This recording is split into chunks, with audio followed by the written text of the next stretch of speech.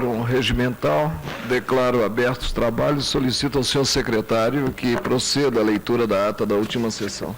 Ata da 13ª sessão extraordinária realizada em 8 de maio de 2003, presidente do senhor ministro Marco Aurélio, procurador-geral da República, doutor Geraldo Brindeiro, apregoado os seguintes processos: ações diretas com constitucionalidade, reclamações, agravo regimental, embargo de divergência, recurso extraordinário e intervenções federais. Em discussão, a ata, sem observações, declaro aprovada. Ministro Maurício Correia. Vossa Excelência é relator do inquérito 1938, indiciado Antônio Carlos Peixoto de Magalhães e autor Ministério Público Federal.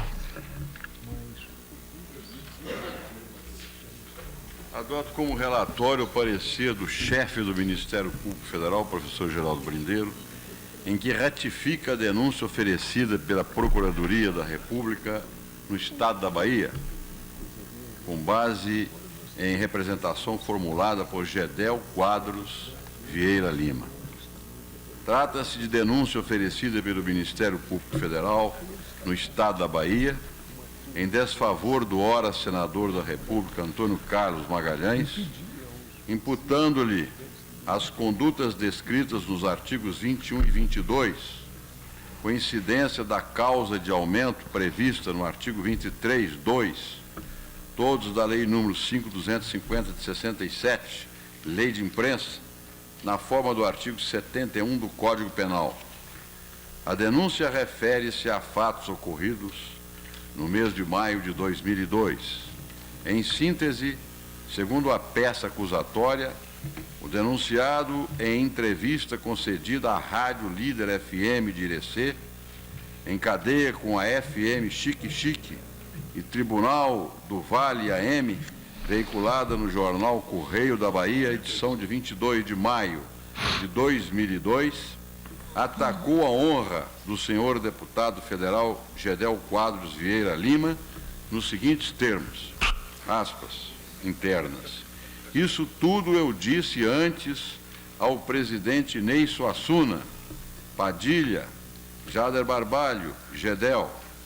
Essa gente só vive para tomar dinheiro como se fosse para prefeituras e ficar com uma parte. Ainda sempre em conformidade com a narrativa empreendida na denúncia, poucos dias depois, o ora senador Antônio Carlos Magalhães tornou a sacar contra a honra objetiva e subjetiva do deputado federal Gedel Quadros Vieira Lima, conforme matéria veiculada na edição de 29 de maio do mesmo ano, no jornal Correio da Bahia, Verbes. Voltarei ao Senado para botar os ladrões que ainda estão lá na cadeia. Assim são os G10 da vida e aqueles que o acompanham. Eles roubam o povo sem que o povo sinta, pois roubam do orçamento. Enchem os bolsos e deixam o bolso do povo vazio.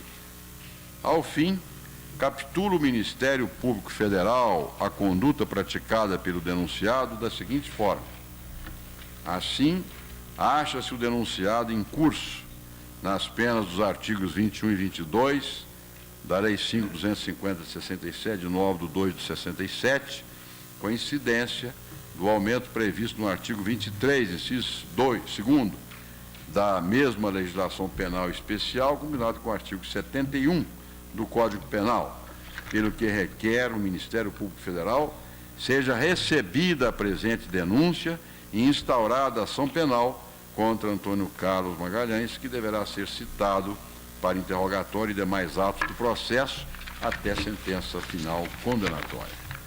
A denúncia foi oferecida em 16 de agosto de 2002 ao meritíssimo juízo da 2ª Vara Federal da Seção Judiciária do Estado da Bahia. O denunciado apresentou defesa prévia na forma do que determina o parágrafo 1º do artigo 43 da Lei 5.250 de 67, a folhas 35, 39, argumentando em apertada síntese a incompetência do juízo federal inépcia da peça acusatória, o cabimento da exceção da verdade e o não cometimento dos tipos descritos na denúncia. Em decisão datada de 29 de janeiro de 2003, o meritíssimo juiz Vacó determinou a remessa dos autos a esse colendo Supremo Tribunal em virtude da eleição e diplomação do denunciado Antônio Carlos Magalhães no cargo de senador da República. Recebido e distribuído a Vossa Excelência, veio feito a esta Procuradoria-Geral da República. Efetivamente, a diplomação e, posteriormente, a posse do denunciado no cargo de senador da República justifica o fórum attractionis do Supremo Tribunal Federal na forma do artigo 102, inciso 1º-B da Carta Política, para processar e julgar a presente ação penal. Cumpre observar, outro sim, que à época do oferecimento da denúncia, 16 de agosto de 2002, o denunciado não fazia jus ao foro ratione numeris dessa excelsa corte, razão pela qual a propositura da ação penal pelo ilustre procurador da República, que subscreve a peça de folhas 3, meia dúzia, se deu de forma regular, o qual então detinha a atribuição para a formação da opinio delicti dos fatos imputados.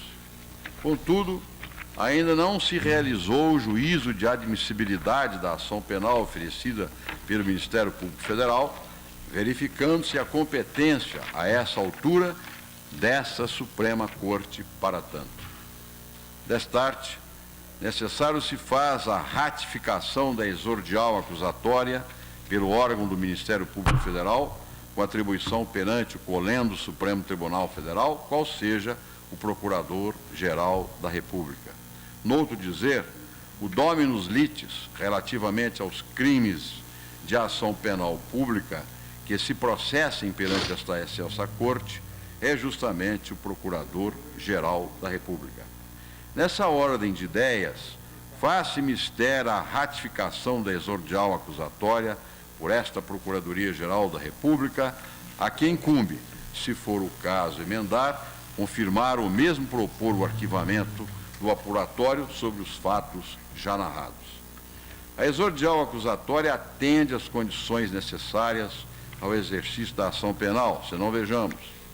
Os fatos narrados amoldam-se, em tese, aos tipos de injusto descritos nos artigos 21 e 22 da Lei número 5.250 de 67, Lei de Imprensa, o que atende sobejamente à exigência do artigo 43, inciso 1º do Código de Processo Penal. Os possíveis crimes teriam ocorrido em maio de 2002, de sorte a subsistir o ius puniendi das condutas perpetradas pelo denunciado, razão pela qual se permite a assertiva de que a denúncia observa o inciso 2º do artigo 43 do Estatuto Processual Penal. Os crimes a que se referem à peça acusatória são de ação penal pública condicionada à representação do ofendido, que efetivamente ocorreu a folhas 9 e 16, e evidencia-se a legitimidade do Procurador-Geral da República à época da propositura para instar a persecutio criminis in iudicium. A essa altura, ratificada a denúncia por esta Procuradoria-Geral da República, restará sobejamente considerada a condição descrita no inciso 3º do mencionado artigo 43, e aqui houve um equívoco, do Código de Processo Penal, bem como do artigo 43 da Lei 5.250 de 67. Outro sim, evidencia-se o lastro probatório mínimo a amparar a acusação, justa causa, porquanto a denúncia encontra suporte nos periódicos juntados aos autos. Assim, por um lado, não é demais lembrar que a ratificação da denúncia, em casos como o presente, é a prática informada pela jurisprudência firmada por este excelso pretório, como se vê dos arestos a seguir ementados. Habeas corpus, alegação de inexistência de prova da autoria e materialidade dos fatos denunciados. Impossibilidade, paciente investido de mandato eletivo Deputado federal, competência do Supremo Tribunal Federal, denúncia sujeita à ratificação, emendácio libelli ou arquivamento pelo Procurador-Geral da República, alegação prematura de atipicidade dos fatos imputados. Não é o habeas corpus a via adequada ao exame do conjunto probatório para a constatação da autoria e materialidade dos fatos narrados na denúncia. Paciente investido de mandato eletivo federal, remessa do inquérito policial ao Supremo Tribunal Federal em razão de sua competência para conhecer e julgar a ação penal, se instaurada. Alegação prematura de atipicidade dos fatos imputados aos agentes, vez que a denúncia ainda está sujeita à ratificação, emendácio libelli ou arquivamento por iniciativa do Procurador-Geral da República. Habeas corpus conhecido, mas indeferido, STF, HC 73-309 da Paraíba, segunda turma, relator ministro Maurício Corrêa, DJU de 19 de 4 de 96. Ratificação da denúncia apresentada por autoridade ministerial incompetente. Não há necessidade de oferecimento de nova inicial se a denúncia do promotor foi ratificada pelo Procurador-Geral de Justiça. STF, HC 72.904, também da segunda turma, relator ministro Maurício Corrêa, DJU de 3 de 12 de 1999, página 3. Se a denúncia inicialmente apresentada pelo Ministério Público do Estado perante o juiz estadual foi, posteriormente, ratificada pelo Ministério Público Federal perante o juiz federal, que, com jurisdição penal, no caso, procedeu à citação e à instrução e proferiu a sentença condenatória, não é de ser anulada sob a alegação de invalidade da ratificação da denúncia. Nessa ratificação, não há necessidade de o Ministério Público competente reproduzir os termos da denúncia apresentada pelo Ministério Público incompetente, bastando que a eles se reporte.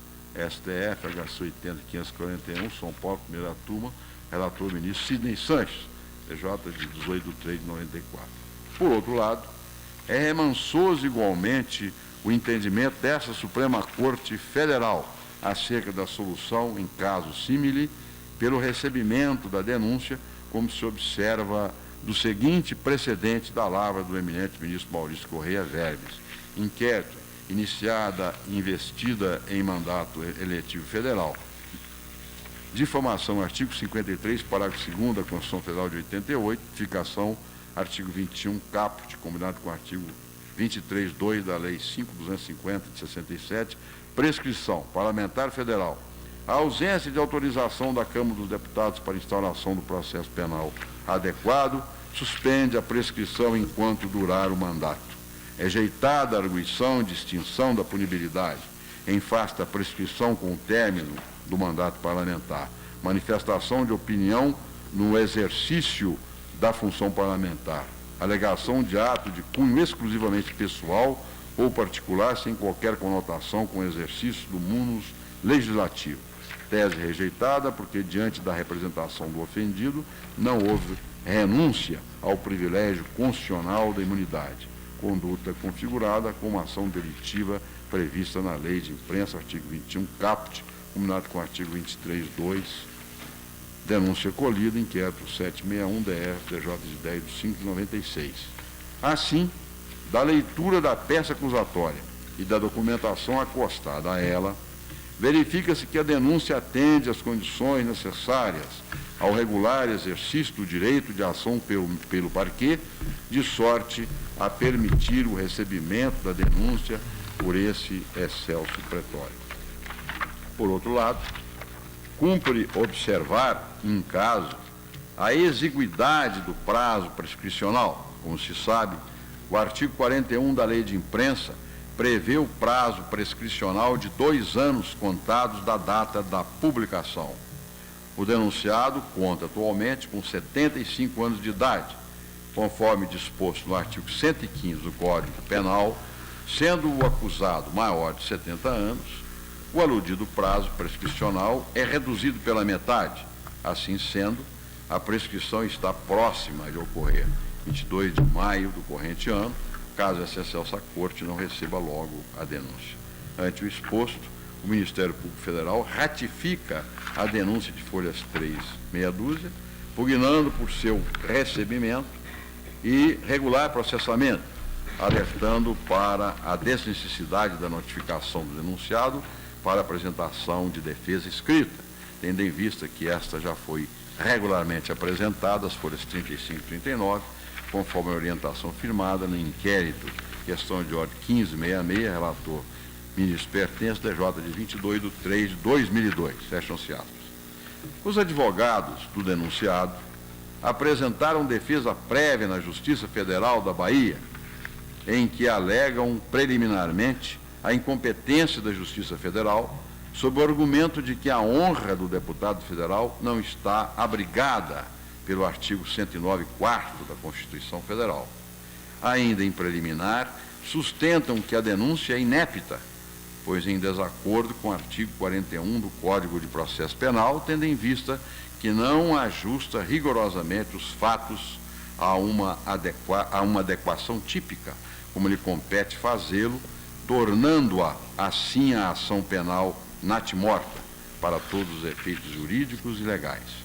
No que tange a matéria fática, relacionada com o crime de injúria, alegam que a denúncia está equivocada, uma vez que o referido tipo somente se materializa quando há ofensa à honra subjetiva, traduzida no sentimento que cada pessoa tem a respeito de si mesma. Assim, ausente qualquer expressão ultrajante acerca da dignidade ou decoro do ofendido, não há injúria. Nessa perspectiva, asseveram que, afastado o delito de injúria, a conduta descrita pode, em tese, ser subsumida como crime de difamação, dado que as publicações ofensivas foram precisas e determinadas ao acusar a vítima de roubar o povo e o orçamento. Entretanto, invocam a regra do artigo 27, 8º da Lei de Imprensa, de que não constituem abusos no exercício da liberdade de manifestação do pensamento de informação a crítica inspirada pelo interesse público. Concluem desse modo que, tendo denunciado e exposto fatos de interesse social ensejadores de apuração por parte das autoridades constituídas, está ele protegido pela referida norma. Finalmente, dizem verdadeiros os fatos imputados ao deputado federal Gedel Vieira, em razão de que pedem a admissão da exceptio veritatis. E é o relatório, senhor. Ilustre advogado, doutor José Gerardo Grossi, com a palavra. Eminente ministro-presidente, eminente ministra, senhores ministros, doutor procurador-geral da República.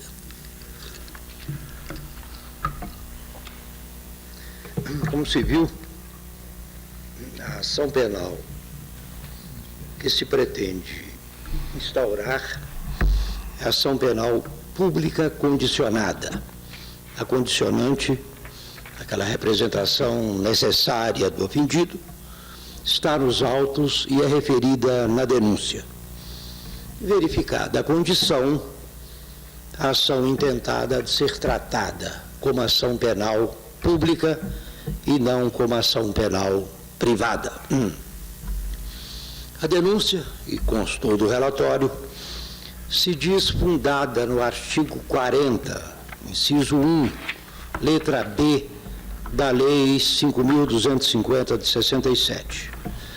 E diz tal dispositivo legal que a ação penal será promovida pelo Ministério Público mediante a representação do ofendido nos casos dos números 2 e 3 do artigo 23 da Lei de Imprensa. E este artigo 23, por sua vez, prevê aumento de penas em um terço se o crime é cometido. Número 2, contra funcionário público em razão de suas funções. E 3, contra órgão ou entidade. Deve-se lembrar que aqui há um defeito na publicação dessa lei. A lei publicada fala em autoridade. Querem os processualistas que houve um equívoco e que a expressão correta é entidade.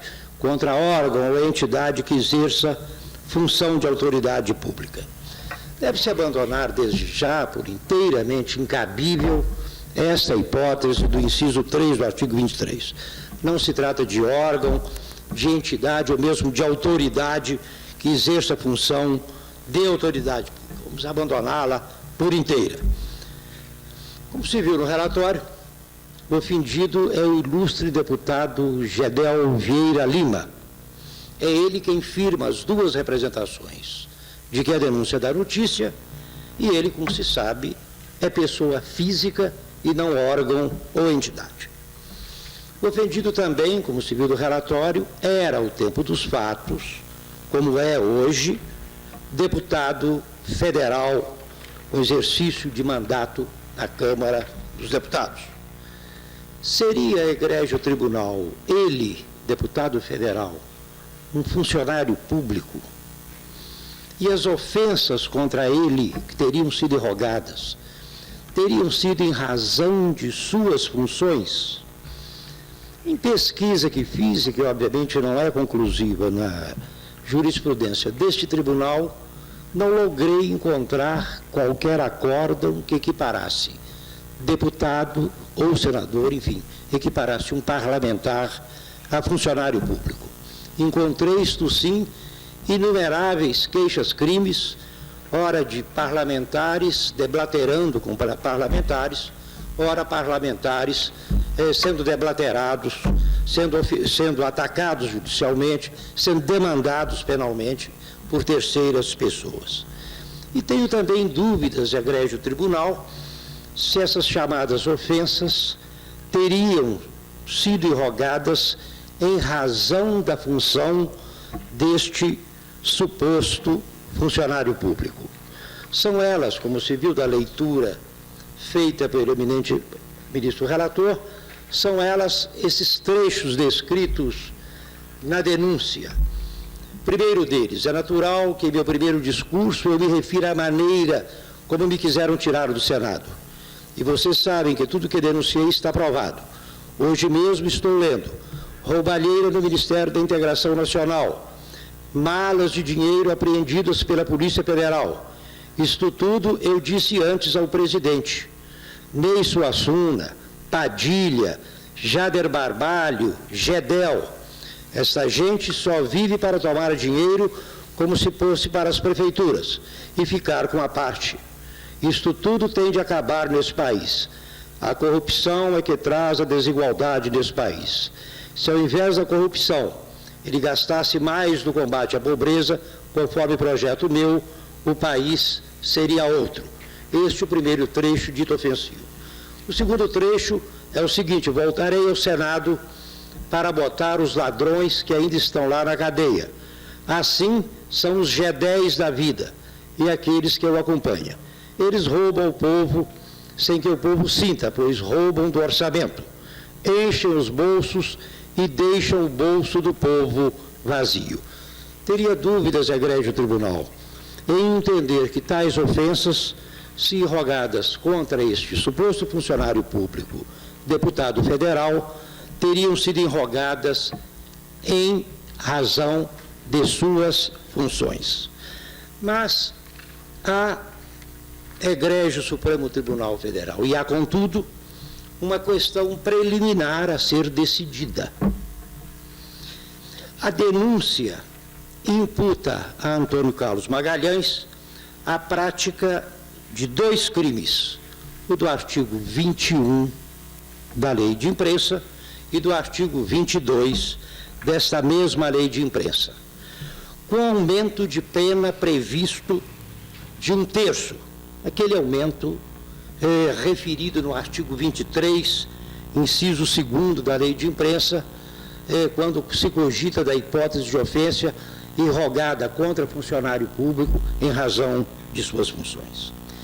A pena mínima do artigo 21 é a pena de 3 meses. A pena mínima do artigo 22 é a pena de 1 mês. Se numa mera soma dessas penas, que não seria talvez a forma correta, mas se somarmos esses dois mínimos, 3 meses mais 1 mês, teríamos 4 meses de pena mínima nesses 2 crimes. Mas adicione-se aquela hipótese de aumento de pena do artigo 23, inciso 2º, aquele 1/3 recomendado como aumento de pena se a ofensa é irrogada contra funcionário no exercício da função. Adicione-se esse aumento e ainda assim se teria, somando tudo, uma pena mínima de 5 meses e 10 dias. Em qualquer hipótese, a pena mínima é inferior a 1 ano. Mas a denúncia fala em continuidade delitiva e faz expressa menção ao artigo 71 do Código Penal.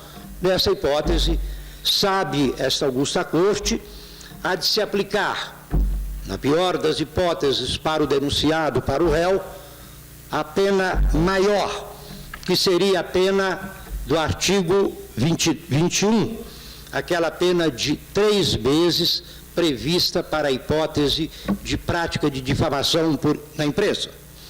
Adicione-se a esses 3 meses, no mínimo, o aumento do artigo 23, inciso 2º da Lei de Imprensa, da Lei 5.250.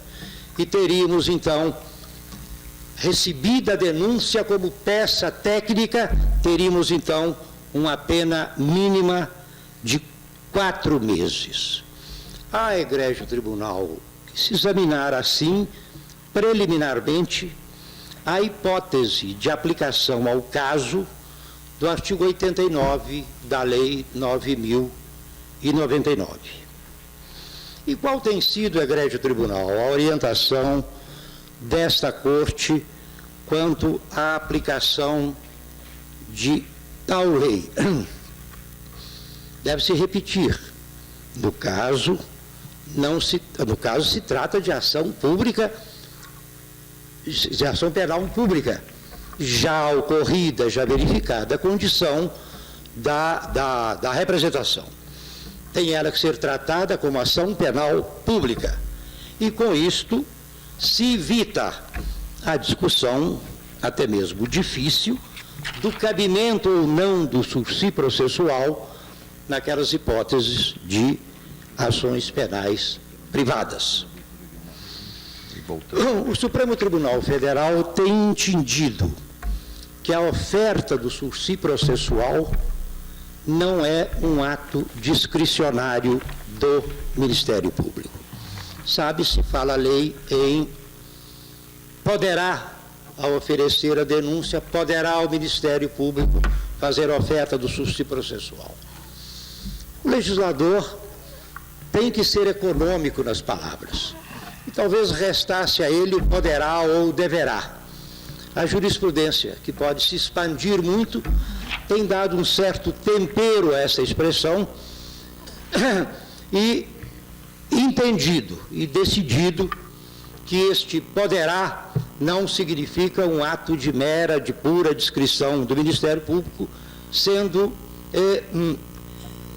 não chegando a ser um absoluto dever a corresponder a um direito subjetivo do réu, mas sendo, diria, recomendável, mais do que recomendável, obrigatório. Esse entendimento desta Corte ficou bastante claro no julgamento do habeas corpus 75.343, do qual foi relator o eminente ministro Sepúlveda Pertence, e ainda do habeas corpus número 77.723, do qual foi relator o eminente ministro Nery da Silveira. Nesses 2 casos, tendo o promotor de justiça se recusado a fazer a oferta do sursi processual e verificando o juiz de primeiro grau que ocorriam os requisitos objetivos para tal oferta, entendeu este egrégio tribunal, numa interpretação extensiva e analógica do artigo 28 do Código de Processo Penal, de que o caso deveria ser remetido ao Procurador-Geral da Justiça, que, suprindo a omissão ou corrigindo a recusa infundamentada ou não fundamentada do promotor, oferecesse o sursi processual ou se recusasse a oferecê-lo fundamentadamente. E nos casos das ações penais originárias, para cujo julgamento seja este o tribunal competente, ou o egrégio Superior Tribunal de Justiça, ou os colendos tribunais de justiça estaduais, pode-se indicar como um verdadeiro paradigma o acórdão dado no habeas corpus número 81.724, de que foi relatora a eminente ministra Ellen Grace. De Sua Excelência, no seu julgado, é um caso em que há recusa, mas de Sua Excelência, no seu julgado, que há uma recusa fundamentada de oferta de sursi processual. No caso presente, egrégio Supremo Tribunal Federal, nem o doutor procurador da República no Estado da Bahia, ao ofertar originariamente a denúncia, fez a oferta de sursi processual ou recusou fundamentada ou não fundamentadamente a oferta. E nem pelo ato de ratificação dessa denúncia, lido com toda a parcimônia pelo eminente ministro relator, nem no ato de ratificação desta denúncia pelo doutor Procurador-Geral da República, nada se disse nessa ratificação acerca do sursi processual. Nem é ele ofertado, nem é ele recusado com ou sem fundamentação. E é pena, egrégio tribunal, que estas omissões do Ministério Público continuem ocorrendo. Essas omissões têm feito com que uma ideia, pelo menos secundária, da Lei 9.099, que era de desafogar um pouco o aparelho judicial, ao invés de estar desafogando, essas omissões muitas vezes estão tornando o aparelho judicial ainda mais congestionado. É que a ação continua na primeira instância e habeas corpus ou outras medidas judiciais são trazidas pelos tribunais para fazer a correção dessas omissões. E é pena ainda porque o Ministério Público tem pela primeira vez um instrumento absolutamente legal e não programático de exercício ou de implantação de uma boa política criminal. E muitas vezes não tem se utilizado desse belo instrumento que a Lei 9.099 lhe deu, com a necessária constância, com a necessária recomendação. Assim, egrégio tribunal, essa denúncia não deve ser recebida. Antes, deve ser remetida de novo ao ilustre doutor Procurador-Geral da República, para que ou faça a oferta de sursi processual, ou fundamentadamente diga por que se recusa a fazê-la. Esta Corte, por despacho do eminente ministro Celso Melo, dado no inquérito 1599, determinou que assim se procedesse, ao invés de ser trazida a denúncia para sua apreciação, para o seu recebimento ou para a sua rejeição, fosse ela devolvida à douta Procuradoria-Geral da República para que ofertasse o sursi processual ou fundamentadamente para que se negasse a fazê-lo. É o que se espera dessa egrégia Corte, eminentes ministros. Relator, com a palavra. Presidente, o eminente advogado suscitou da tribuna, penso que mais ou menos a guisa de preliminar ou in opter dictum, que o parlamentar... Preliminar para Sua Excelência intransponível. Não seria, o parlamentar não seria funcionário público para o efeito da aplicação da regra de direito processual que dá a ele o direito de ter o encaminhamento da queixa feita através do Ministério Público. Eu entendo, data vênia, que o funcionário, o parlamentar, no exercício do mandato, exerce, sem dúvida nenhuma, uma atividade que, embora não sendo especificamente a de servidor público, a ele se equipara. Eu não sei se posso prosseguir ou se... Os colegas, quanto a esse tema, estão de acordo? Pode prosseguir. Agora, ministro. com relação à Suspensão, incidência ou não a da proposta. aplicação do artigo 89, eu vou ler meu voto todo e, no final, eu trato a questão. Sim. Passo ao exame apenas da preliminar de inépcia da denúncia, já que a de incompetência do juízo ficou prejudicada em face da eleição do denunciado para o cargo de senador da República, que lhe garante a prerrogativa de foro nesta Corte, sendo certo que nenhum ato decisório foi praticado na origem. A peça acusatória contém todos os requisitos do artigo 41 do CPP, visto que descreve o fato criminoso, qualifica o acusado e classifica os crimes. Na linha de precedência dessa Corte, rejeito a preliminar. Podemos prosseguir, excelência?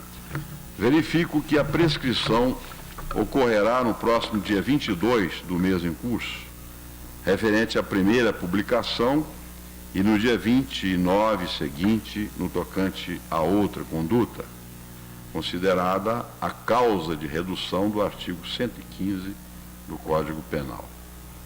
Antes de examinar o mérito da acusação propriamente dita, cumpre lembrar que, tendo em vista o princípio de que tempus regit actum, o processo deve prosseguir do ponto em que paralisado. Assim, há de ser considerada a defesa prévia apresentada no juízo de origem. Eu me refiro aqui a um precedente do ministro Pertence no inquérito 1566, DJ de 22 de 3 do 02. Ministro, sem querer atropelá-lo, né, mas o interrompendo de qualquer forma, a questão alusiva à aplicabilidade de 89 não seria prejudicial ao exame do recebimento Eu ou não? entendo que não, senhor presidente. Não? Eu vou abordar isso tá. seguramente no momento oportuno. Examinemos a admissibilidade da acusação. O primeiro fato imputado ao acusado foi divulgado na edição de 22 de maio de 2002 do jornal Correio da Bahia, nos seguintes termos: é natural que em meu primeiro discurso eu me referia à maneira como me quiseram tirar do Senado. E vocês sabem bem que tudo que denunciei está provado. Hoje mesmo já estou lendo roubalheira no Ministério da Integração Nacional, malas de dinheiro apreendidas pela Polícia Federal. Isso tudo eu disse antes ao presidente Ney Suassuna, Padilha, Jader Barbalho, Gedel. Essa gente só vive para tomar dinheiro, como se fosse para prefeituras e ficar com uma parte. Isso tudo tem que acabar neste país. Se ao invés da corrupção ele gastasse mais no combate à pobreza, conforme projeto meu, o país seria outro. A segunda conduta é a entrevista veiculada no mesmo órgão de imprensa no dia 29 seguinte, com o seguinte teor: voltarei ao Senado para botar os ladrões que ainda estão lá na cadeia. Assim são os G10 da vida e aqueles que o acompanham.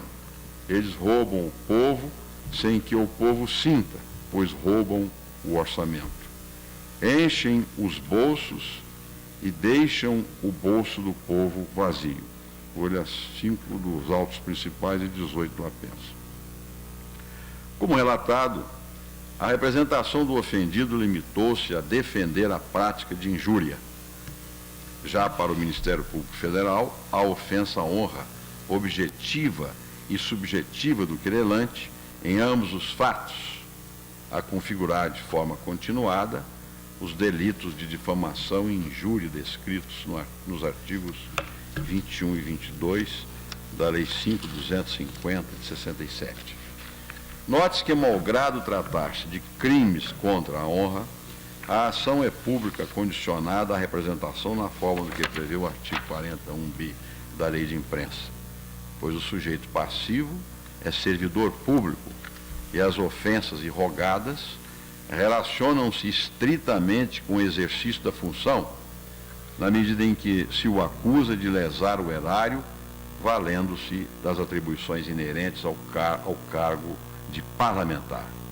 Anota, ademais, que essa Corte, ao julgar o inquérito no agravo regimental 726, pertence DJ de 29 de abril de 94, decidiu que a legitimidade ativa para conformar-se com o artigo 5º 10 da Carta Federal tanto pode ser do servidor quanto do Ministério Público, neste caso, condicionada à representação.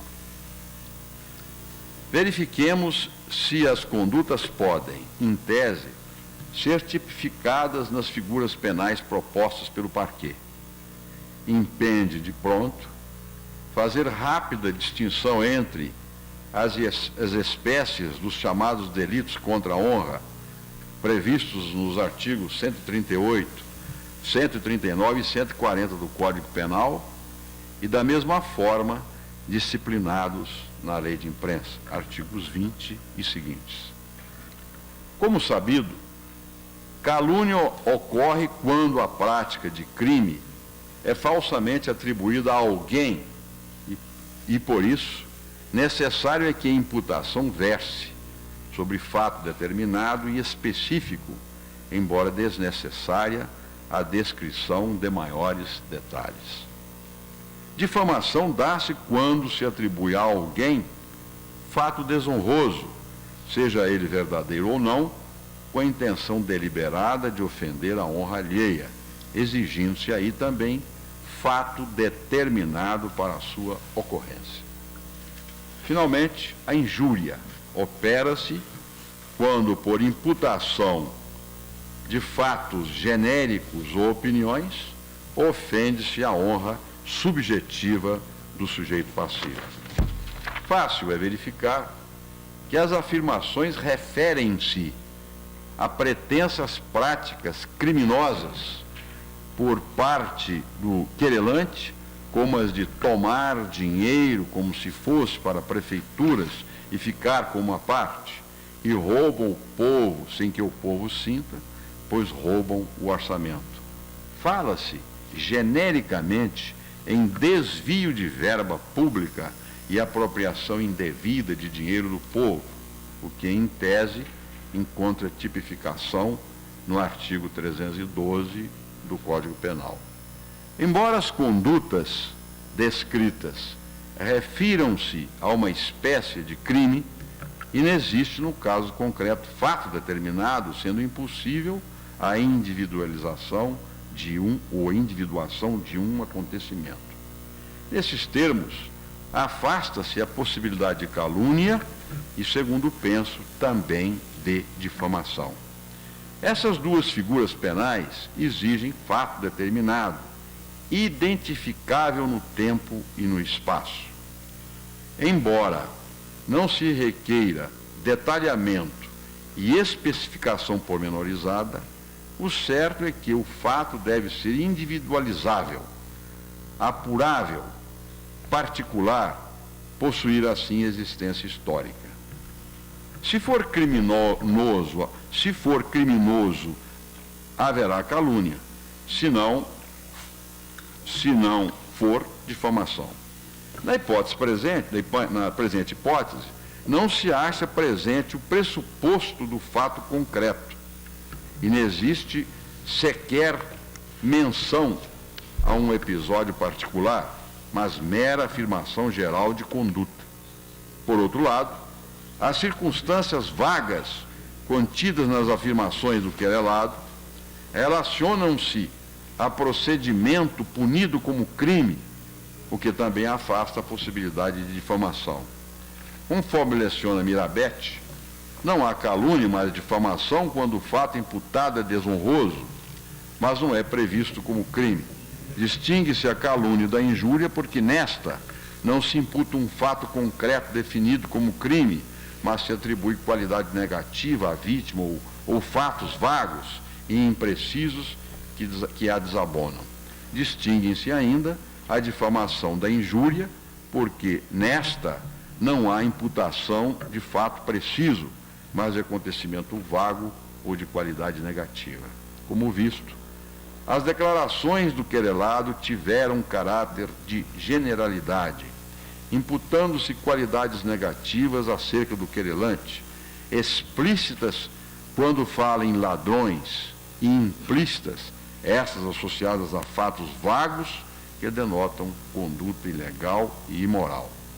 Tenho por presentes, desta forma, circunstâncias suficientes apenas para a caracterização em tese do delito de injúria, observados os limites de aprofundamento e delibação desta fase processual. Já a configuração da hipótese de difamação não se me afigura possível, pois, como visto, é essencial para isso que o fato seja determinado e que essa determinação seja objetiva, pois uma imputação vaga, imprecisa, mas se enquadra na injúria, ofensa à dignidade ou decoro, o que não ocorre no caso ora subexamine. Julgo oportuno transcrever ainda precedente desta Corte, verbis, ementa, crime contra a honra, injúria versus difamação. Diversas são as figuras, enquanto a injúria fica configurada como frase genérica, a difamação pressupõe a atribuição a outrem de algo determinado. Inexistente a imputação de um certo ato, descabe cogitar da figura mais gravosa. HC 71, 826 do Rio, Veloso, DJ de 29/9/95.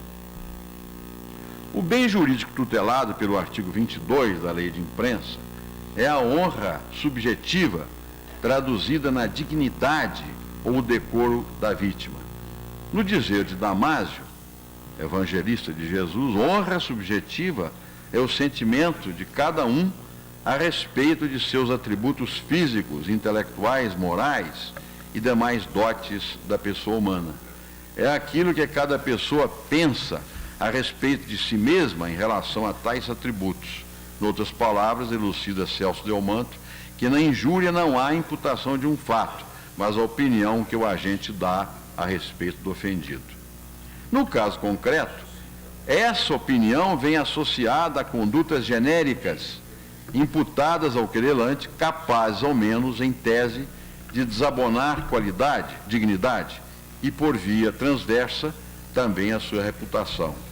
As afirmações retratam qualidade negativa da vítima a partir de fatos imprecisos que a desabonam, o que pode configurar injúria, nada mais. Sabe-se que a decisão que recebe a denúncia ou queixa encerra mero juízo de admissibilidade da persecutio criminis in judicium, sendo mesmo defeso ao juiz o excesso de linguagem.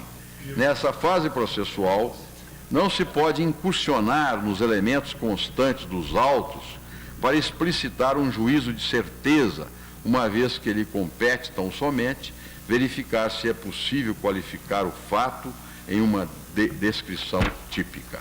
No que concerne a imunidade penal prevista no artigo 27, 8º da Lei de Imprensa, invocada na defesa prévia, penso não ser possível examiná-la agora, já que está atrelada ao elemento subjetivo do tipo, que é a intenção de ofender a honra, sendo recomendável que se há em frente na ação penal a ser instaurada. Cuidando-se de injúria, revela-se inadmissível a exceção da verdade. De qualquer sorte, como se trata de ação declaratória incidental, sujeita ao contraditório, deve ser requerida e instruída no curso da ação penal. Nesse sentido, confira-se o trecho do voto do ministro Xavier de Albuquerque na ação penal 247, DJ de 7/4/78. O querelado propugna a rejeição liminar da queixa por serem verdadeiros, segundo pretende haver demonstrado documentalmente os fatos que atribuiu ao querelante. Não me parece, todavia, que esse tema possa ser objeto de exame nesta fase processual, sem audiência do querelante e sem que lhe tenha sido propiciada a produção de outras provas. Instaurada que seja, ao invés, a ação penal, o querelado terá a oportunidade de opor, querendo a exceção da verdade, que será então adequadamente processada.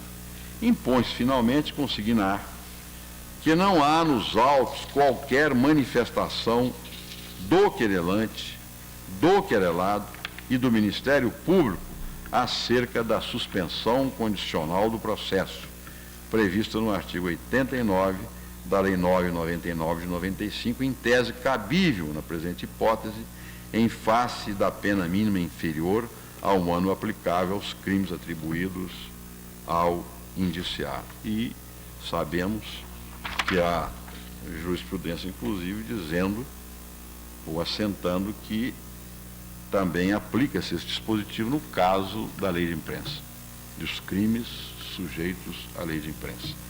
Nada impede, porém, que essa questão seja analisada posteriormente, até porque sua aplicação segue-se ao recebimento da denúncia. Nesse sentido, a jurisprudência da Corte, aí cito alguns precedentes. Conforme entende Damásio, uma das finalidades da Lei 999 é desviar o processo do rumo da pena privativa de liberdade, razão pela qual, em qualquer momento posterior à denúncia e antes da sentença, é admissível o sursis processual. Embora a lei fixe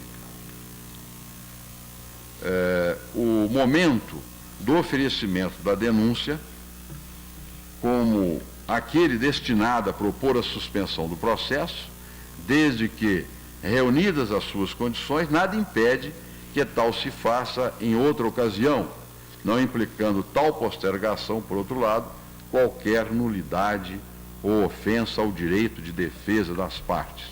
Nesse sentido, já decidiu o tribunal ao julgar o HC 81-720, DJ de 19/4 de 2002, e disse o ministro pertence: suspensão condicional do processo e recebimento da denúncia.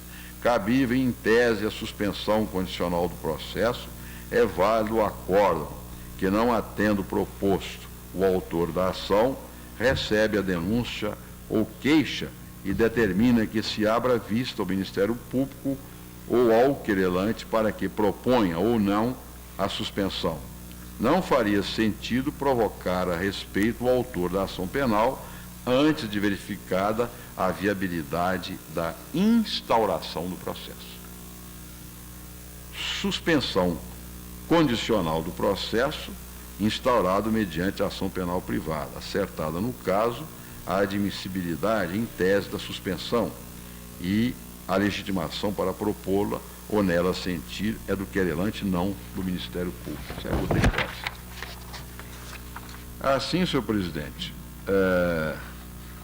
eu entendo que se deva abrir vista dos autos ao Ministério Público e concluo, ante o exposto, considerados os fatos ocorridos em 22 e 29 de maio, receba a denúncia pela injúria, mas determino a remessa dos autos ao Ministério Público para que proceda ao exame da aplicação ou não do artigo 89 da Lei 999. Eu houve esse interregno aqui, porque houve uma falha no computador e o voto ficou incompleto na transcrição. Mas esse é o voto. Ministro Gilmar Mendes. Ministra Ellen Grace. E apenas gostaria de acrescentar com relação ao artigo 89, até porque foi citado da tribuna um acórdão de minha relatoria, que no caso é o precedente HC 82-478. Naquela hipótese, o que ocorria é que a denúncia rejeitada em primeiro grau foi acolhida no segundo grau. Entendeu a turma, na ocasião, que deveríamos fazer retornar ao Ministério Público, originalmente propositor da ação, a faculdade de, então, propor, mas sempre resguardado o recebimento da denúncia que se havia feito em segundo grau. Isso porque, como foi fixado no HC 81.968, relatoria do ministro Pertence, este recebimento da denúncia precede, logicamente, ao oferecimento da suspensão processual, porque não faz qualquer sentido, e vem em benefício do próprio acusado, que se abra espaço para uma transação penal quando não haja viabilidade da própria ação penal. Não, é do interesse, portanto, do acusado que não haja essa inversão lógica. Com essas considerações apenas, senhor presidente, eu acompanho integralmente o voto do eminente relator. Ministro Carlos Veloso. Estou de acordo, presidente. Ministro Sepúlveda Pertence. Senhor presidente, também estou de acordo com o eminente relator, seja quanto à questão de fundo, na zona cinzenta, relativamente à primeira das matérias questionadas, a alusão a fato é por demais genérica para caracterizar difamação e, aliás, se estivesse determinada, mais se aproximaria, eventualmente, de calúnia do que de difamação, não é? Mas ela é genérica demais para qualquer das duas hipóteses de imputação de fato. E quanto ao problema do momento do recebimento da denúncia, já foram referidos dois precedentes de que fui relator, o HC 81.720 e o HC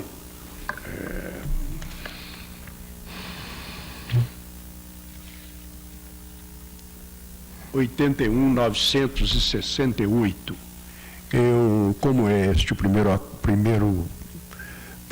oportunidade em que o plenário decide a respeito, eu me permitirei juntar ao meu voto o argumento, a argumentação que então desenvolvi, já bem resumida pelo ministro relator e pela ministra Helen Grace. O juiz, recebendo a denúncia, suspenderá o processo. Se, ao contrário, o Ministério Público não propõe, o juiz recebe a denúncia, porque não faria sentido a hipótese contrária, menos favorável ao acusado, e recebendo-a é que provoca o Ministério Público na forma daquela construção que fizemos de aplicação analógica do artigo 28 do Código de Processo Penal. Eu, então, estou inteiramente de acordo com o voto do eminente relator, que assim sabe que eu não tenho nenhuma implicância. Sem voto, proclamo que o tribunal, preliminarmente, Fala mais que eu tenho implicância. rejeitou as preliminares de descabimento da representação e de inépcia da inicial e recebeu a denúncia quanto ao crime de injúria. Decisão unânime. Mencionou a remessa para... determinando a abertura de vista ao Ministério Público para que se pronuncie quanto à suspensão do processo, a teor do disposto no artigo 9.099, a teor do disposto na Lei 9.099, no artigo 89 da Lei 9.099, expungida a expressão ao oferecer a denúncia. Vossa Excelência é muito viu. Pena cruel, que inconsumo. Saiu não, degradante. Ministro Maurício Corrêa, Vossa Excelência é relator do habeas corpus 82.867. Paciente José Ayrton do Carmo Albuquerque. Impetrante Rodrigo Andrade Fonseca. Coator relator do recurso extraordinário 326.928 do Supremo Tribunal Federal, ministro Nélio da Silveira, e por sucessão, creio, o ministro Gilmar Mendes, mas que não é o autor do ato, ou poderia ter Aqui a situação exercido o juízo de retrato, só para saber se Sua Excelência participa ou não. Né? Não. Pode votar, senhor presidente. Pode. Vossa Excelência tem a palavra. O paciente foi condenado a 11 anos e 8 meses de reclusão em regime fechado por tentativa de latrocínio em decisão originária da 4ª Vara Criminal do Estado de São Paulo, ou melhor, de São Paulo. Sustenta a impetração que o Superior Tribunal de Justiça, ao apreciar o HC 8065, julgado em 24 de agosto de 1999, deferiu a ordem para determinar a progressão ao regime semiaberto do paciente, sob o fundamento de que os efeitos da Lei 9.455 de 97 são extensíveis aos demais crimes hediondos, de que cuida o artigo 1º da Lei 872, de 25 de julho de 1990. Contra essa decisão, o Ministério Público Federal interpôs recurso extraordinário provido pelo ministro Nery da Silveira, com base no artigo 557, parágrafo 1º-A do CPC, para restabelecer o regime integral fechado. Alega que o constrangimento ilegal que se quer sanar consiste na falta de intimação para apresentação das contrarrazões ao recurso extraordinário, o que configura nulidade absoluta por violar o princípio do contraditório. Requer a anulação do julgamento do citado recurso, a fim de que seja restabelecida a decisão proferida pelo Superior Tribunal de Justiça no julgamento do habeas corpus referido, garantindo-se o retorno do paciente ao regime semiaberto. O Ministério Público Federal, em parecer da lavra do subprocurador-geral Edinaldo de Holanda Borges, opina pela denegação da ordem ao relatório. Como vota, Vossa Excelência? Atribui-se a prática de constrangimento ilegal ao ministro Nery da Silveira, relator do recurso extraordinário 326.928, interposto contra o acordo proferido no HC 8065, no STJ, por falta de intimação pessoal do paciente, que se encontrava preso para apresentar contrarrazões. Como é sabido, esta Corte não conhece de habeas corpus impetrado contra decisões de suas próprias turmas. E aqui cito a jurisprudência.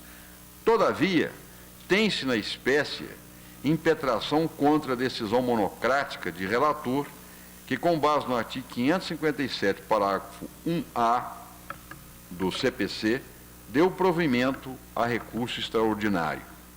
Nessa circunstância, o tribunal, ao julgar o HC 80.710, e em matéria penal sempre a gente procura o ministro pertence DJ de 24/8/01, firmou o entendimento de que ao Pleno da Corte compete o julgamento de feito dessa espécie. Confira a propósito ainda o HC 69.138, Moreira Alves, DJ de 29, do 5 de 92, dentre outros. Assim sendo, conheço do habeas corpus e passo ao seu exame.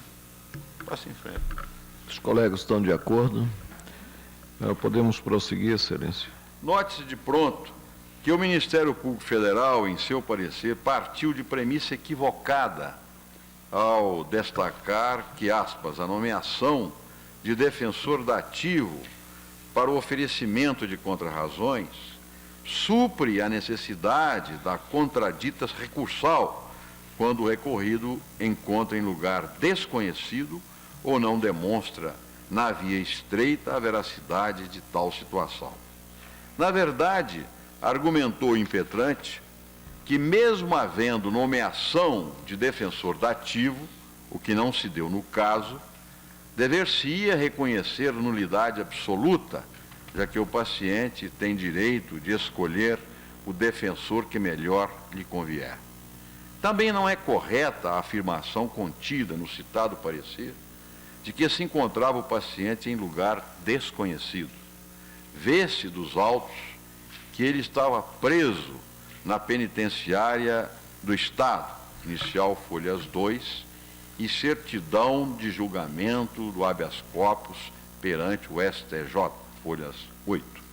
Igualmente, não é verdade, como quer o impetrante, que o acórdão do STJ estabeleceu o regime semiaberto, uma vez que a ordem lá concedida foi tão só para garantir a progressão do regime de cumprimento da pena, condicionada à verificação de seus requisitos objetivos e subjetivos a cargo do juiz da execução. Dessa decisão, entretanto, recorreu o parquê em grau de recurso extraordinário e o paciente, que impetrou o habeas corpus no STJ em nome próprio, foi intimado pela imprensa para contrarrazoar, quando deveria sê-lo pessoalmente. É evidente a nulidade, igualmente tendo-se em vista que nem sequer foi nomeado defensor para o ato, como sugere o pronunciamento do Ministério Público Federal.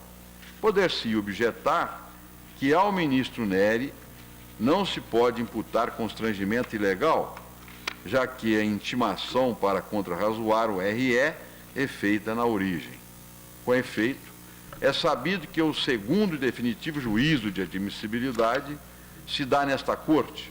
Desse modo, tratando-se, como dito antes, de habeas corpus impetrado por réu preso em nome próprio, deveria o relator verificar se ele foi intimado pessoalmente para constituir advogado a fim de oferecer contrarrazões, como, aliás, prescreve o artigo 392 do CPP, que, em combinação com o artigo 564.3 e a linha O do mesmo Código, conduz à obrigatoriedade da intimação pessoal de réu preso para qualquer ato processual, com maior razão se não possuir advogado constituído, pois somente assim estar-se-á dando efetiva aplicação ao princípio da ampla defesa com os meios e recursos a ela inerentes. Não se trata, como demonstrado, de convalidar ato com base no artigo 566 do CPP, como consta do parecer da Procuradoria-Geral da República, e sim da falta de intimação nas condições estabelecidas pela lei para a ciência de sentenças e despachos de que caiba recurso, que é exatamente a letra O do inciso 3º do artigo 564 do CPP.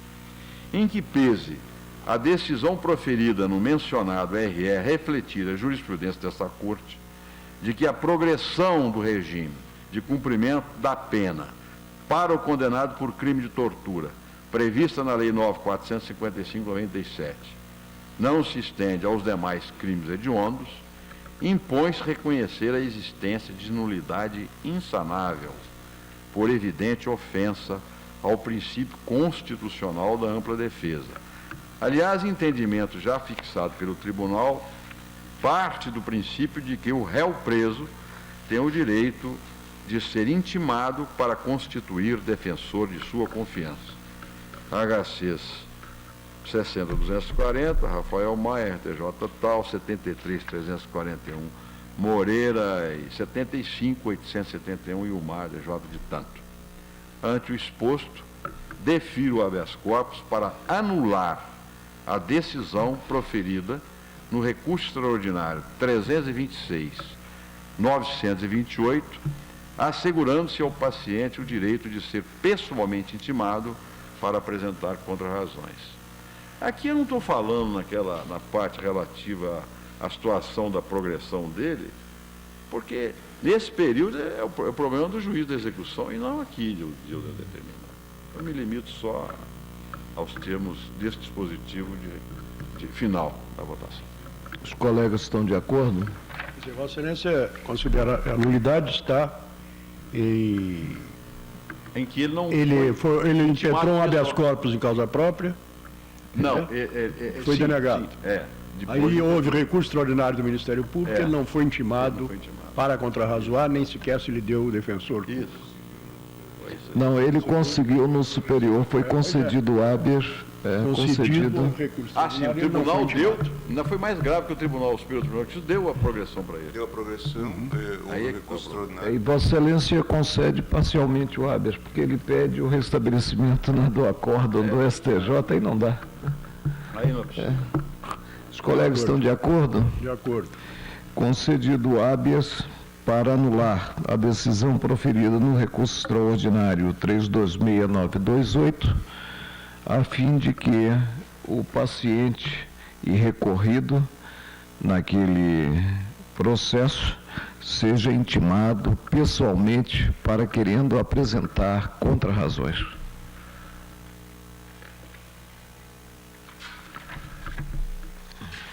Ministro Carlos Veloso. Vossa Excelência, relator do agravo, no mandado de segurança 24.437, agravante presidente da República. E agravada Eliane Ribas Vicente. É isso mesmo? O agravante presidente? Presidente, eu vou pedir a Vossa Excelência que deixe para mais tarde, porque está faltando um Sim, voto. cancelado o pregão. Tem outras coisas. Sim.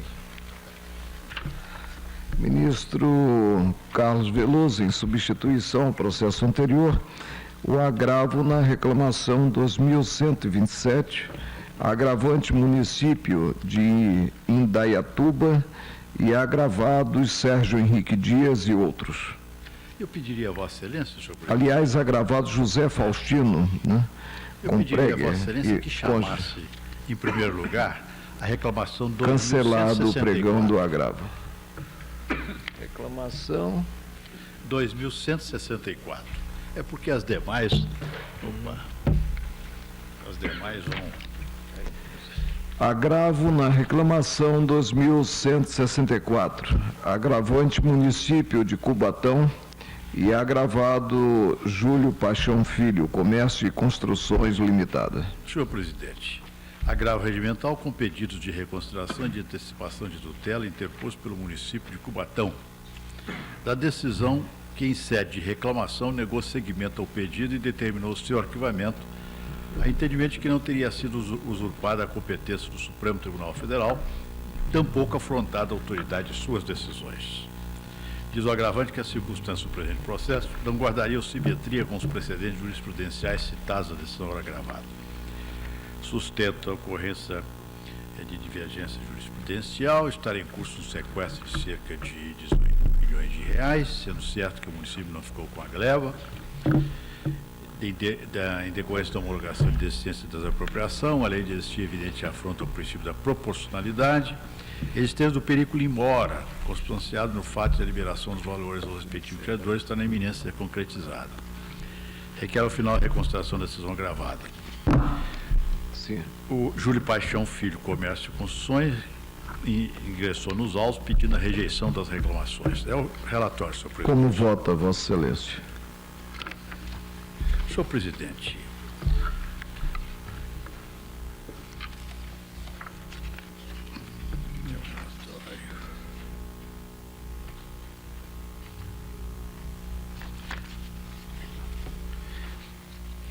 assim a decisão, senhor presidente, em que neguei seguimento ao pedido e determinei o arquivamento Da reclamação. da reclamação.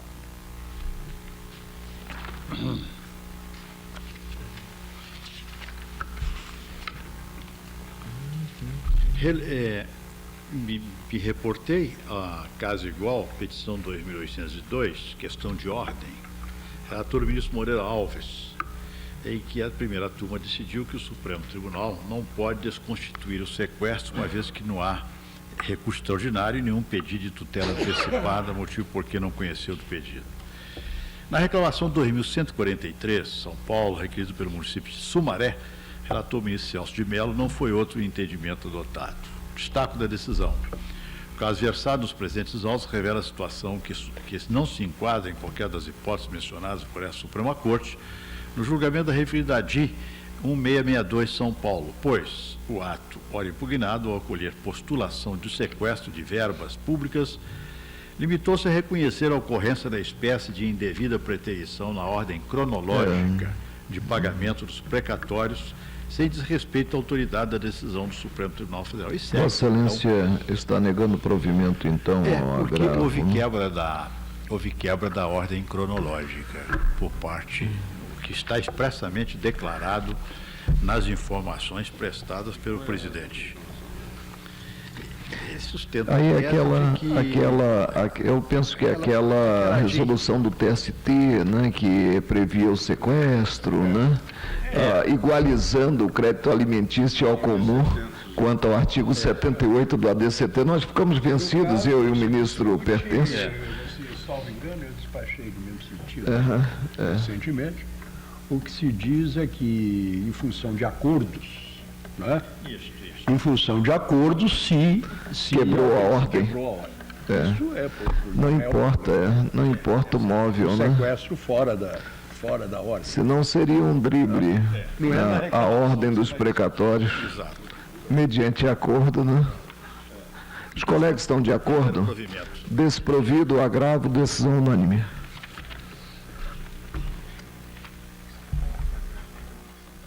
Ministro, vamos chamar os demais das reclamações?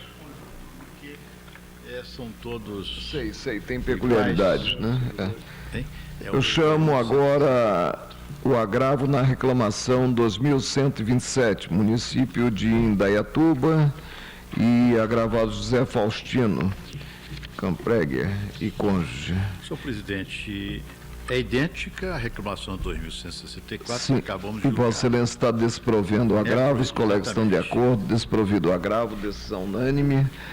O seguinte, agravo na reclamação 2163, agravante aqui é o prefeito do município de Cubatão, e no caso agravado Júlio Paixão Filho, Comércio e Construções Limitada, também Vossa Excelência desprover. Essa, curiosamente, é mera repetição. O município entrou com uma reclamação e em seguida o prefeito. Eu acho que esperavam relatores diferentes. Vossa Excelência desprover também um agravo, né? Não havendo divergência, a proclamação desprovido o agravo. E, por último, um agravo na reclamação 2251, agravante município de Mauá e agravado Indústrias de Cerâmica Cirqueira Leite S.A. Também idêntico, senhor presidente, estou negando provimento ao agravo. A divergência, não havendo divergência, desprovido o agravo, decisão unânime. Ministro Gilmar Mendes, Vossa Excelência relator do mandado de junção 589, a impetrante DG Informática, impetrado Tribunal Superior Eleitoral. O que foi que o Tribunal Superior Eleitoral fez aí? Qual foi o ato omissivo? Senhor presidente. É interessante, né? É difícil pegar, não. A Procuradoria-Geral da República, em parecer do seu eminente titular, assim sumariou a espécie. Trata-se de mandado de injunção com pedido de medida liminar impetrado por DG Informática em face do egrégio Tribunal Superior Eleitoral, visando a elaboração de norma reguladora para o direito de uso dos chamados simuladores de urnas eletrônicas. Sustenta em síntese que desde o ano de 1996 tal questão se arrasta pelo egrégio Tribunal Superior Eleitoral sem que se tenha elaborado uma norma regulamentando o uso de tais equipamentos produzidos e comercializados por várias empresas no Brasil, dentre essas a impetrante, que possui como objetivo social a comercialização dos referidos equipamentos e está impedida de realizá-lo por conta da falta da referida norma regulamentadora. Pugna pela concessão da medida liminar para que seja sustada a determinação do TRE do Ceará, que ordenou a apreensão e reconhecimento dos simuladores, bem como seja permitida sua utilização até a elaboração, por quanto resta inviabilizada a comercialização dos referidos equipamentos. Conforme despacho de folhas 36, o eminente Ministério da Silveira indeferiu o pedido da concessão da liminar postulada pela ordem impetrante nos seguintes termos. Indefere a liminar pleiteada porque incabível em hipótese de mandado de injunção pela própria natureza do Instituto, inexistente a norma regulamentadora pretendida, considerada como necessária a viabilização do exercício de direitos, garantias e prerrogativas inerentes à nacionalidade, à soberania e à cidadania, bem de entender a sua inadequação à medida cautelar. Não serve também o mandado de injunção como sucedâneo do mandado de segurança. Prestadas as devidas informações pelo excelentíssimo senhor presidente do Tribunal Superior Eleitoral, em seguida vieram os autos com vista à Procuradoria-Geral para manifestação. O parecer ministerial é pelo não conhecimento do presente mandado de injunção, é o relatório. E Vossa Excelência, como conclui? Eu também concluo, senhor presidente, pelo não conhecimento do mandado de injunção, na linha do parecer da Procuradoria-Geral da Os colegas estão de acordo? Não conhecido o mandado de injunção, decisão unânime.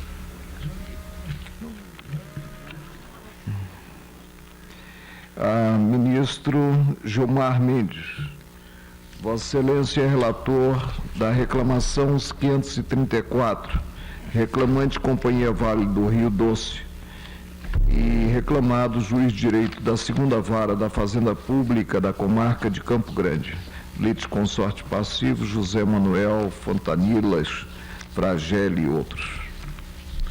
Senhor presidente, parecer da Procuradoria-Geral da República, da lavra do Subprocurador-Geral da República, Dr. Alcides Martins, assim resume a controvérsia. Cuida-se de reclamação com pedido de liminar, formulada por Companhia Vale do Rio Doce, em face do meritíssimo juiz de direito da 2ª Vara da Fazenda Pública da Comarca de Campo Grande e dos litisconsortes necessários, José Manuel Fontanilas Fragelli e outros, visando liminarmente a suspensão do curso da ação popular movida pelos litisconsortes necessários para decretar a nulidade do Decreto Legislativo número 190 da Assembleia Legislativa de Mato Grosso do Sul, bem como a nulidade do acordo firmado entre Estados de Mato Grosso e Mato Grosso do Sul, a que se refere a ação civil originária 374-010 Mato Grosso do STF, e assim impedir e cancelar a alienação das ações do Estado do Mato Grosso do Sul, 46,66%, na Urucum Mineração S.A. Sustentar reclamante que, à luz do artigo 102, inciso 1, a linha F da Constituição Federal, a decisão reclamada usurpou a competência desta Corte Excelsa para processar e julgar a mencionada ação popular, porque o Supremo homologou a transação entre as partes, Estados do Mato Grosso do Sul, nos autos da aludida ação civil originária 374, por acórdão de 12 de maio de 94, para pôr fim à demanda em que o autor, o Estado de Mato Grosso do Sul, e réus, o Estado de Mato Grosso e Companhia Mato Grossense de Mineração, Metamate, litigavam em torno de direitos e ações da 2ª Ré, Sociedade de Economia Mista Mato Grossense, na Sociedade Anônima Urucum Mineração, que explora a mina de Urucum, situada no Estado autor. Pelo acordo que os Estados então litigantes celebraram, o Estado real e a Sociedade de Economia Mista mencionada transferiram ao Estado autor, Mato Grosso do Sul, 40% de todas as ações nominativas e preferenciais de Metamate na Urucum Mineração S.A. Diante da decisão homologatória da transação, sustenta a hora reclamante que há coisa julgada, somente cabendo ao Supremo Tribunal Federal conhecer da ação popular que teria também como objeto a declaração de nulidade desse acordo. Esclarece ainda a reclamante que, tempos depois, por razões próprias, os 2 governos estaduais resolveram retirar-se do empreendimento mineral e, mediante leilão formalmente promovido pela Vetor, Corretora de Valores e Câmbio S.A., realizado na Bolsa de Valores do Rio de Janeiro, em 15 de 8 de 94, colocaram à venda as ações possuídas direta ou indiretamente na Urucum Mineração S.A., as quais, na falta de licitantes, foram posteriormente adquiridas pela Vale do Rio Doce no exercício regular de seu direito de preferência, garantido estatutariamente e ressalvado no edital do leilão para conhecimento erga omnes. Todavia, os litisconsortes necessários arrolados nessa reclamação se insurgiram contra esses fatos incontroversos, ajuizando a ação popular aqui impugnada. A autoridade reclamada prestou as informações. O Estado de Mato Grosso impugnou esta reclamação às folhas 68 e 88, o Estado de Mato Grosso do Sul também impugnou às folhas 313 e 316. O mesmo fizeram os litisconsortes passivos. Comum a todas as impugnações é o argumento de que inexiste causa ou conflito entre eles, pois todos figuram no polo ativo da ação popular, defendendo os mesmos interesses, e assim, este fato exclui a possibilidade de ser proferida sentença que gere efeitos diferentes e conflitantes entre as demandas. A liminar foi indeferida, porque o eminente ministro relator não vislumbrou hipótese de competência desta Corte Excelsa para o processo e julgamento na ação popular, com base no artigo 102, inciso 1, a linha F da Constituição Federal.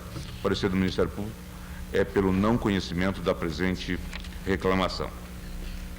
Como vota Vossa Excelência? Ao apreciar o pedido de liminar, anotou o eminente ministro Nélio da Silveira. Das impugnações apresentadas, não é que surge efetivamente neste juízo preliminar a existência de conflito entre os estados de Mato Grosso, Metamate e Mato Grosso do Sul. Ao contrário, as pessoas jurídicas de direito público e a entidade mista mato-grossense foram admitidas como assistentes ao lado dos autores populares, hora de litisconsortes passivos na ação popular, em que a hora reclamante figura no polo passivo ao lado de outros.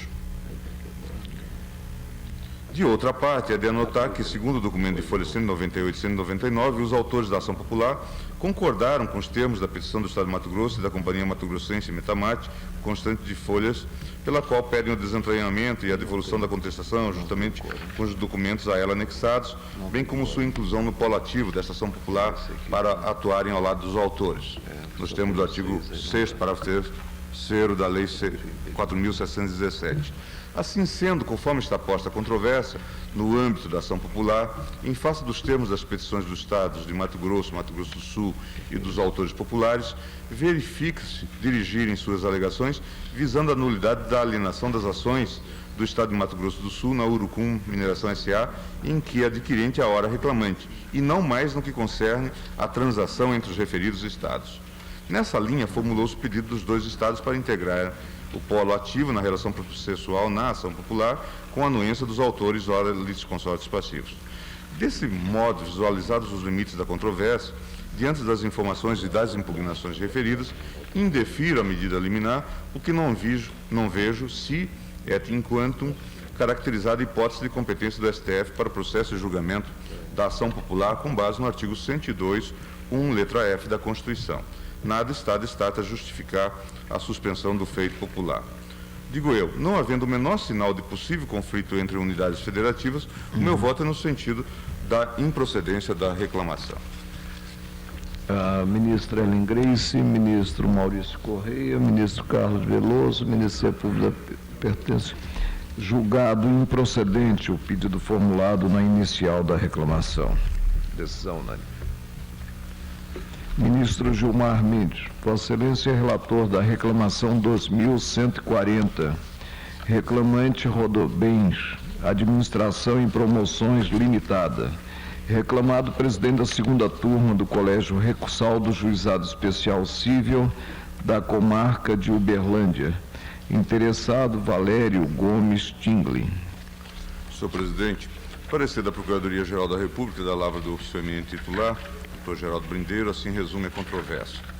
Trata-se de reclamação com pedido de efeito suspensivo interposta por Rodobens Administração e Promoção Limitada contra ato do Colégio Recursal do Juizado Especial Cível da Comarca de Uberlândia, Minas Gerais, que, por meio do juiz presidente da sua segunda turma, entendeu por não receber o agravo de instrumento interposto contra a decisão que negou seguimento ao recurso extraordinário interposto nos autos da ação de cobrança em trâmite perante o mencionado juízo, movida por Valério Gomes Stingley.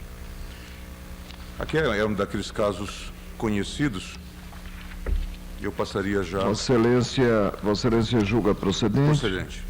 Os colegas estão de acordo? Subida do agravo, né? Subida do agravo. O tribunal acolhe o pedido inicial formulado na inicial da reclamação 2140, decisão unânime. Ministro Maurício Correia, Vossa Excelência... Esse que você estava... Não, já proclamei.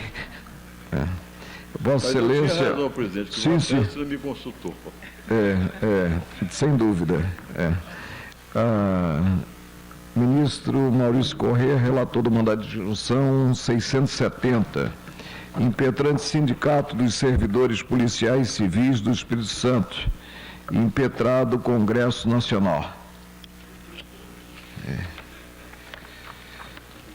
O Sindicato dos Servidores Policiais Civis do Espírito Santo, Sindipol, impetra mandado de injunção coletivo com pedido liminar contra o Congresso Nacional para que seja autorizado o exercício do direito constitucional de greve por parte do impetrante e seus associados, com base no artigo 37, 7º da Constituição Federal e da Lei 77, 83 e 89. Requer a citação do impetrado a fim de que regulamente o dispositivo constitucional no prazo de 30 dias e que se suspendam os efeitos da sentença e se declare a nulidade do processo tal da primeira vara dos feitos da Fazenda Pública Estadual de Vitória, que proibiu o movimento paredista, então deflagrado pela categoria.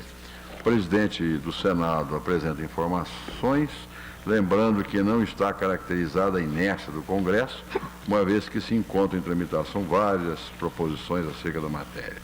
O Ministério Público Federal refere-se a precedente idêntico à hipótese dos autos em que foi concedido writ, tão só para reconhecer a mora do Congresso quanto a elaboração da lei complementar a que se refere ao artigo 37, 7º da Constituição. Comparece o impetrante aos autos para noticiar que sobreveio a edição da Lei Estadual 73.11.02, que assegurou o direito de greve aos servidores públicos do Estado. Pede-se reconheça a eficácia da referida norma até que se edite lei federal que estipulará normas gerais sobre a matéria ao relatório. Como vota, Vossa Excelência? Essa Corte firmou o entendimento de que o mandado de injunção tem como finalidade verificar se há mora ou não da autoridade ou do poder de que depende a elaboração de lei regulamentadora do texto constitucional, cuja lacuna torna inviável o exercício dos direitos de liberdades garantidos pela Carta Federal, bem como das prerrogativas referentes à nacionalidade, à soberania e à cidadania. O Poder Judiciário não pode, entretanto, nos limites da especificidade do mandado de injunção, garantir ao impetrante o direito de greve, na medida em que estaria, se assim procedesse, substituindo-se ao legislador ordinário, o que extrapola o âmbito da competência que a Constituição lhe confere. Nem lhe é facultado fixar prazo para que o Congresso Nacional aprove a respectiva proposição legislativa e muito menos anular sentença judicial, conrolando o mandado de injunção em tipo de recurso não previsto em nossa legislação processual. No que se refere ao pedido apresentado após a manifestação do Ministério Público para reconhecer a eficácia da Lei Estadual 73.11, não é possível atendê-lo quer pela impropriedade do meio utilizado, quer pela vedação processual, se modificar a inicial após a manifestação da autoridade coatora.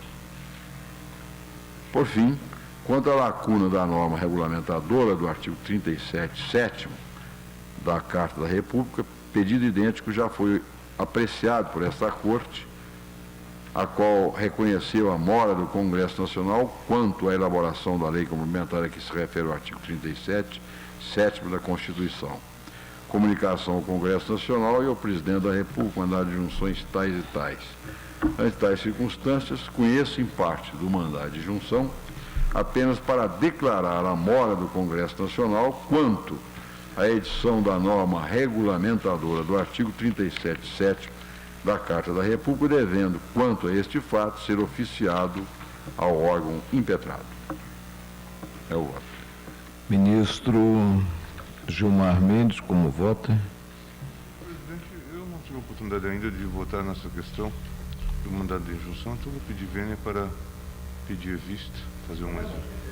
Direito de greve de É, servidor. após... Sim, citei. Não, após... é porque eu não citei, mas está mencionado no voto. Após o voto do relator, conhecendo em parte da impetração e, nessa parte, acolhendo para certificar a mora do Congresso Nacional, pediu vista ao ministro Gilmar Mendes. Já não temos processos passíveis de serem julgados com esse quórum e, por isso, declaro encerrada a sessão.